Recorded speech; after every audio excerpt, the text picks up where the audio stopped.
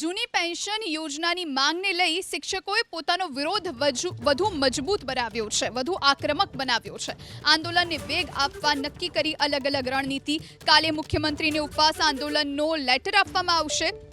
રોજ 2 જિલ્લાના 500 શિક્ષકો સત્યાગ્રહ છાવણીમાં ઉપવાસ કરશે। જૂની પેન્શન યોજના લાગુ નહીં થાય ત્યાં સુધી ઉપવાસ આંદોલનની જાહેરાત।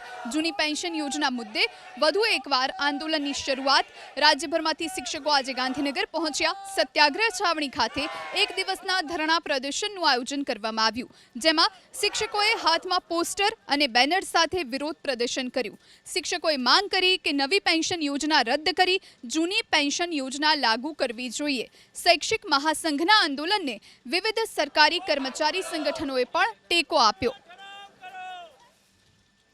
આજે અમે સરકારશ્રી ખાસ કરીને મુખ્યમંત્રીશ્રીને અપીલ કરી છે, રજૂઆત કરી છે કે 2005 પહેલાનો જે ઠરાવ બાકી છે એ વખતે પણ આપની જ સરકાર હતી, આપ જ મુખ્યમંત્રી હતા।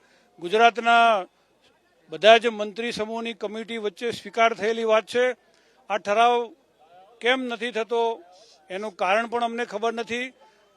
ઝડપથી આ ઠરાવ અમારી પાસે આવે, નહીતર અમે આવતા દિવસોમાં એટલે કન્ટિન્યુ અમે દરેક દિવસે 2 જિલ્લા 200-500ની સંખ્યાની અંદર 2 જિલ્લાના શિક્ષક મિત્રો જ્યાં સુધી ઠરાવ ન આવે ત્યાં સુધી અમે અહીં અનશન ઉપર બેસવાના છીએ।